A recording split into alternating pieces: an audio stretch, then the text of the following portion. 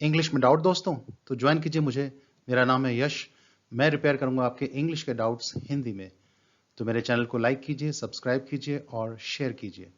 तो स्वागत है आपका मेरे यूट्यूब चैनल इंग्लिश वर्कशॉप में।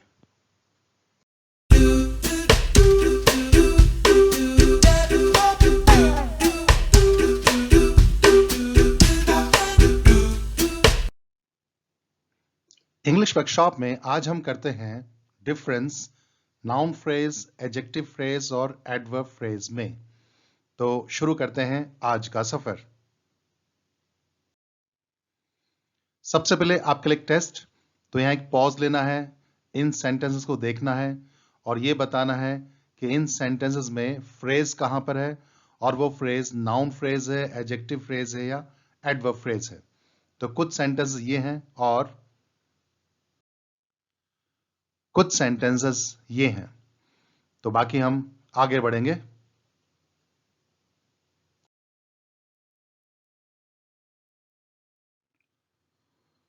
सबसे पहले हम करते हैं नाउन फ्रेजेस। तो इनको करने से पहले आपको नाउन का पता होना चाहिए। नाउन क्या होता है, एक सेंटेंस में कहां कहां आता है। जैसे वर्ब के सब्जेक्ट के रूप में नाउन होता है, वर्ब के ऑब्जेक्ट के रूप में नाउन होता है और सब्जेक्ट जो कॉम्प्लीमेंट होता है वो भी नाउन होता है। तो देखिए कैसे। Ritu wants coffee. कॉफी ये ऑब्जेक्ट है और नाउन है। वांट्स वर्ब का ऑब्जेक्ट। तो यहां ऑब्जेक्ट जो नाउन है कॉफी। ऐसे ही Ritu wants to have coffee. तो टू हैव कॉफी एक से ज्यादा शब्द हो गए, ग्रुप ऑफ वर्ड्स हो गए और ग्रुप ऑफ वर्ड्स होते हैं, ये फ्रेज होता है। वॉन्ट्स वर्ब का ऑब्जेक्ट। तो यहां ऑब्जेक्ट नाउन फ्रेज के रूप में हो जाएगा, काम नाउन का ही करेगा। चेस इनहांसेस माई कॉन्सेंट्रेशन। तो चेस एक खेल का नाम है, सब्जेक्ट है, इनहांसेस वर्ब का सब्जेक्ट है। तो यहां सब्जेक्ट नाउन के रूप में है और प्लेइंग चेस इनहांसेस माई कॉन्सेंट्रेशन। अब इनहांसेस वर्ब का सब्जेक्ट क्या हो गया, प्लेइंग चेस, दो शब्द। तो ये फ्रेज बन जाता है।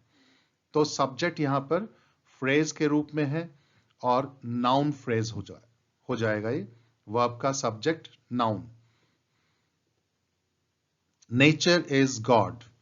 तो नेचर यहां पर सब्जेक्ट है, गॉड यहां पर सब्जेक्ट कॉम्प्लीमेंट है, क्योंकि नेचर ही गॉड है, गॉड ही नेचर है। दोनों एक ही चीज है। सब्जेक्ट कॉम्प्लीमेंट और सब्जेक्ट दोनों एक ही चीज होते हैं, एक ही नाउन होते हैं। तो यहां पर सब्जेक्ट और सब्जेक्ट कॉम्प्लीमेंट दोनों नाउन है। ऐसे ही worshipping nature is worshipping God. तो वर्शिपिंग नेचर और वर्शिपिंग गॉड। तो वर्शिपिंग नेचर सब्जेक्ट है, वर्शिपिंग गॉड आपका सब्जेक्ट कॉम्प्लीमेंट है। लेकिन चूंकि ये ग्रुप ऑफ वर्ड्स हैं तो ये फ्रेज कहलाते हैं। तो इसमें सब्जेक्ट और सब्जेक्ट कॉम्प्लीमेंट दोनों नाउन फ्रेज कहलाएंगे। तो हम कह सकते हैं a noun phrase is a group of words that plays the role of a noun. तो नाउन फ्रेज क्या होगा, ग्रुप ऑफ वर्ड्स होगा और काम करेगा नाउन का। तो आगे बढ़ते हैं।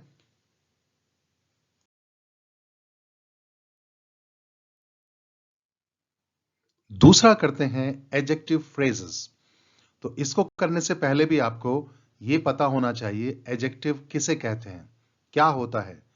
तो एडजेक्टिव विशेषण होता है हिंदी में जिसका संबंध पूरी लैंग्वेजेस में केवल दो शब्दों से होता है, नाउन या प्रोनाउन से। नाउन या प्रोनाउन की विशेषता, उसकी एक्स्ट्रा एडिशनल इंफॉर्मेशन देते हैं, वो एडजेक्टिव होते हैं। तो he is a wise man. तो मैन के बारे में इंफॉर्मेशन दे रहा है वाइज शब्द। तो वह एक बुद्धिमान व्यक्ति है।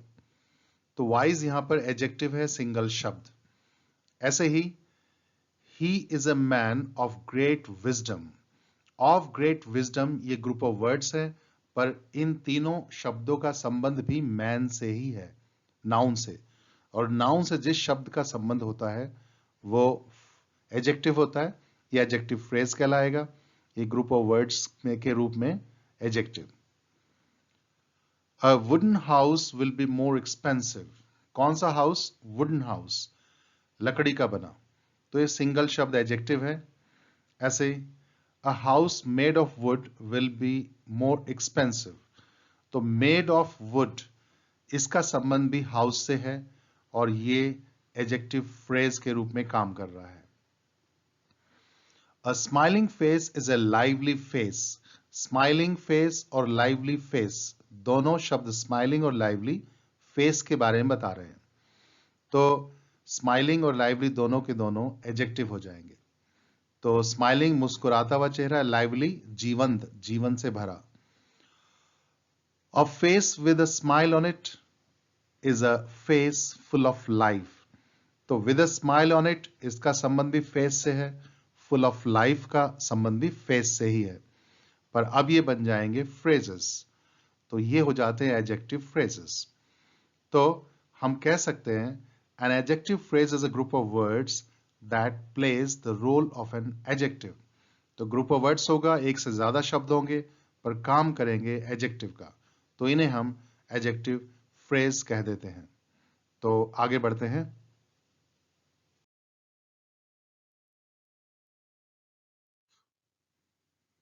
तीसरा है एडवर्ब फ्रेजेस। इसको करने से पहले भी आपको एडवर्ब का पता होना चाहिए। एडवर्ब किसे कहते हैं, एडवर्ब का संबंध किससे होता है? तो एडवर्ब का संबंध वर्ब से होता है, जो ये बताता है कि एक्शन कैसे हुआ, कहां हुआ, कब हुआ, कितनी बार हुआ, ये सब। ही स्पीक्स फ्लुएंटली, तो वह बोलता कैसे? फ्लुएंटली। तो फ्लुएंटली का संबंध स्पीक से है, वर्ब से, ये एडवर्ब है। तो ये सिंगल वर्ड है जो बताता है कैसे, how. He speaks with fluency. अब विद और फ्लुएंसी ये दो शब्दों का संबंध स्पीक से हो गया, ये बन जाता है फ्रेज। तो ये एडवर्ब फ्रेज जो बताता है कैसे बोलता है। दे वर प्लेइंग हियर, यहां वो खेल रहे थे। तो खेल कहां रहे थे? यहां पर। तो ये बताता है आपको प्लेस। क्वेश्चन बनता है वेयर, कहां पर। They were playing in this hall. तो in this hall का संबंध भी playing से है, पर in this hall group of words हो जाता है, तो ये भी बताता है कहां पर, तो इसे हम phrase कह देते हैं। The coronavirus is spreading now. तो coronavirus अभी फैल रहा है, तो फैलने का संबंध अभी से है। अभी क्या शो कर रहा है आपका? टाइम। तो ये एडवर्ब ऑफ टाइम हो जाता है नाउ। इसकी जगह हम कह सकते हैं the corona virus is spreading these days. तो these days group of words हो जाएगा, तो फ्रेज बन जाएगा। तो ये भी एडवर्ब फ्रेज शोइंग टाइम। तो हम कह सकते हैं an adverb phrase is a group of words that plays the role of an adverb. तो ग्रुप ऑफ वर्ड्स होगा, काम एडवर्ब का ही करेगा, ये बताएगा कि वर्ब का जो एक्शन है वो कैसे हुआ, कहां हुआ, कब हुआ या कितनी बार हुआ। कुल मिलाकर एडवर्ब का संबंध वर्ब से होता है। आगे बढ़ते हैं।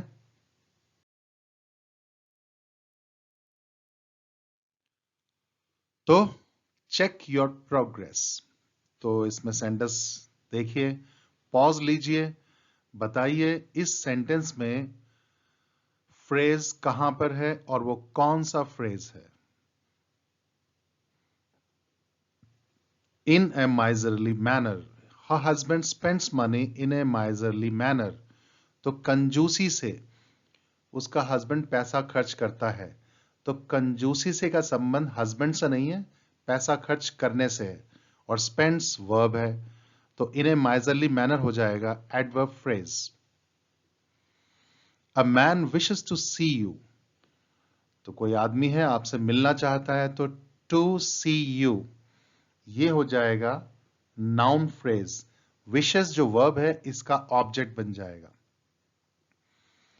ऐसी a man with a long moustache wishes to see you. तो अब विद अ लॉन्ग मस्टाश इसका संबंध मैन से है, मैन जिसकी मूछें बहुत बड़ी हैं। विशेस टू सी यू, तो टू सी यू ये नाउन फ्रेज ही रहेगा, और विद अ लॉन्ग मस्टाश ये बन जाएगा एडजेक्टिव फ्रेज, क्योंकि इसका संबंध मैन से है, नाउन से। तो एक लाइन में, एक सेंटेंस में दो दो फ्रेजेस भी आ गए, कोई दिक्कत नहीं। आगे देखिए, a man with long moustache wishes to see you at the moment. तो विद अ लॉन्ग मस्टाश ये तो एडजेक्टिव फ्रेज था ही, विशेस का ऑब्जेक्ट टू सी यू, ये नाउन फ्रेज था। एट द मोमेंट, अभी, फिलहाल, टाइम बता रहा है, तो अभी चाहता है वो मिलना, तो एडवर्ब फ्रेज कहलाएगा। इसका संबंध टाइम से है। तो देखा, एक सेंटेंस में एक से ज्यादा एडवर्ब फ्रेजेस भी आ जाते हैं। एडजेक्टिव फ्रेज भी आ गया, नाउन फ्रेज भी आ गया और एडवर्ब फ्रेज भी आ गया। Have you ever tried flying a plane in your dream? सोचिए क्या होगा। तो फ्लाइंग ए प्लेन, ये ट्राइड जो वर्ब है इसका ऑब्जेक्ट है, तो यहां पर नाउन फ्रेज है। और इन योर ड्रीम, कहां पर? ड्रीम में, प्लेस को बता रहा है।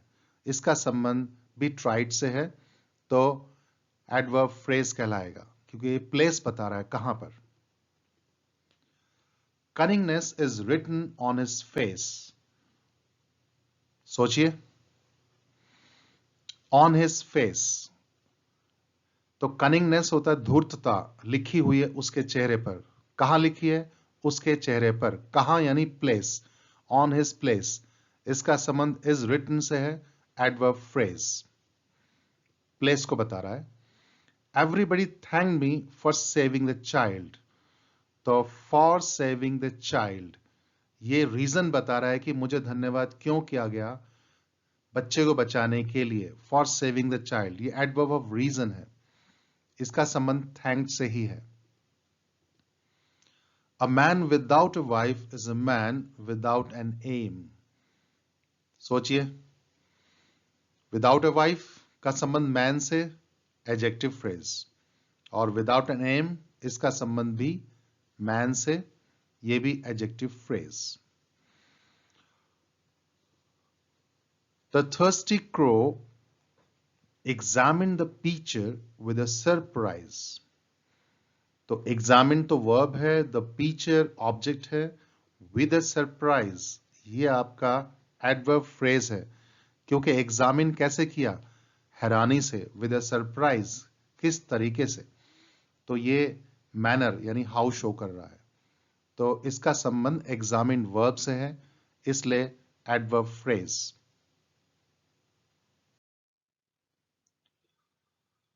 Most people prefer travelling by train. क्या हो सकता है इसमें?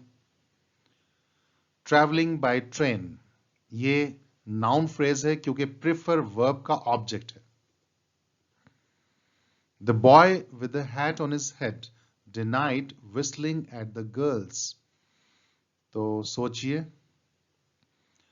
एक तो with a hat on his head, इसका संबंध बॉय से है, तो ये एडजेक्टिव फ्रेज हो जाएगा। और डिनाइड वर्ब है, उसके बाद whistling at the girls, ये पूरा का पूरा डिनाइड वर्ब का ऑब्जेक्ट है, तो ये नाउन फ्रेज हो जाएगा। तो मुकर गया वो लड़का जिसने हैट पहना था। क्या मुकर गया? सीटी मारना लड़कियों की तरफ। You're lying on this cot irritates me. सोचिए, You're lying on this cot, ये पूरा का पूरा फ्रेज irritates जो वर्ब है इसका सब्जेक्ट बना है, नाउन फ्रेज।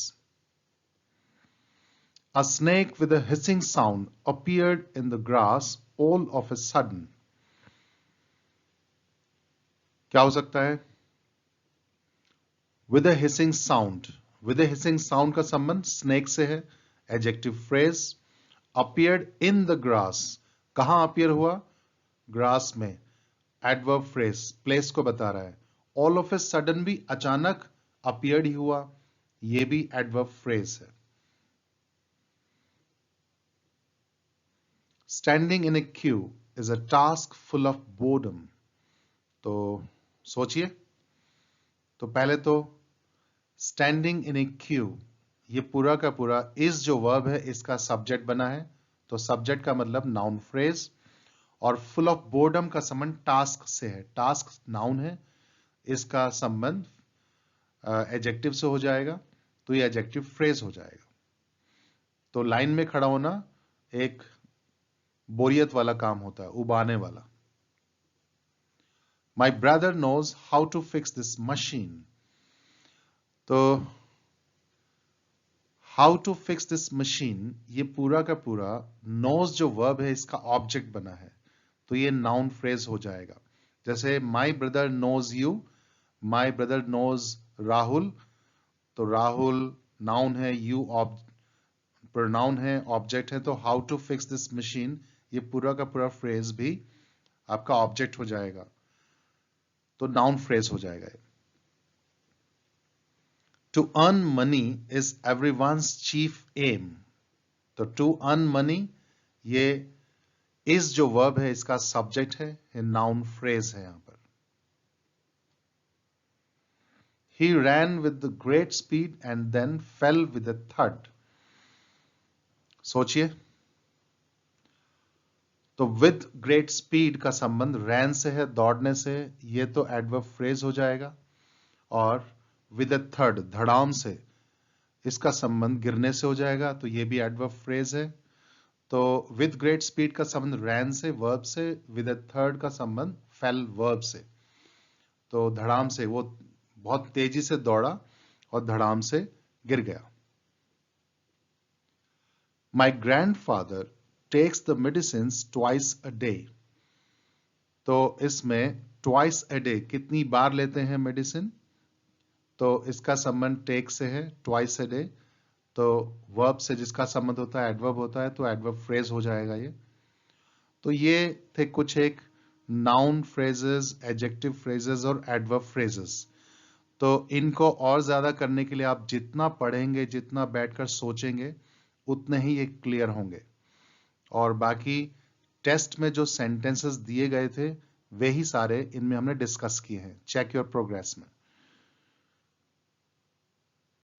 सब्सक्राइब करने के लिए बेल आइकॉन जरूर दबाएं और इस टॉपिक से रिलेटेड कोई क्वेश्चन या सजेशन हो तो आप कमेंट सेक्शन में लिख सकते हैं, मैं उनके जवाब दूंगा। और नई टॉपिक के साथ नई क्लास में फिर हाजिर होंगे, तब तक के लिए हैव ए नाइस टाइम।